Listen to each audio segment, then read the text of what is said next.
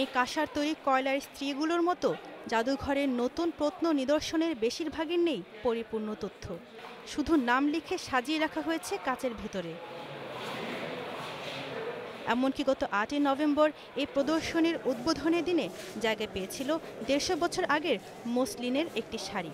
এক সপ্তাহ পর গিয়ে দেখা গেল সেখানে কোনো মসলিনের শাড়ি নেই, অন্য একটি শাড়ি রয়েছে যাতে কোনো তথ্যই নেই।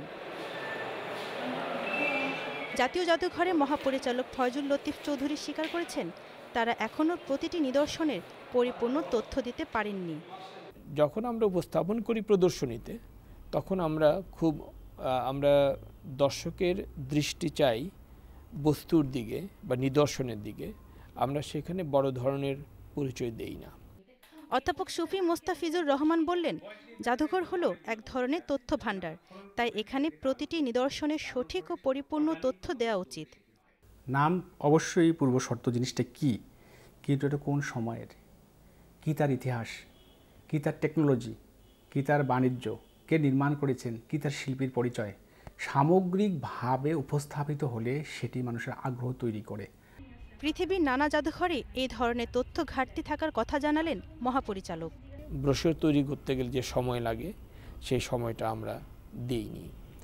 তো সমস্ত গ্যালারিতে এই দুর্বলতা আছে। এটা ২৩ নম্বর গ্যালারি, যেখানে সাময়িক নতুন নিদর্শনের প্রদর্শনী চলছে, সেখানে না। এটাকে যদি আমরা দুর্বলতা বলি, এটা অ্যাকচুয়ালি প্রথা, এটা দুর্বলতা নয়। সারা পৃথিবীর সমস্ত মিউজিয়ামে দেখবেন যে লেভেলটা খুব কম থাকে। তবে অধ্যাপক মোস্তাফিজুর রহমানের মতে পৃথিবীর অন্যান্য জাদুঘর তথ্য ও গবেষণার কাজে স্বয়ংসম্পূর্ণ। আমাদের এখানে শুধুমাত্র জাদুঘরের বাইরে বা ভিতরে রং করা ছাড়া এবং গ্যালারিগুলো সুন্দর করে তাক দেওয়া ছাড়া গবেষণার কোনো সৌন্দর্য বৃদ্ধি হয়নি। কিছু নিদর্শনে রয়েছে শুধু কেনার শাল।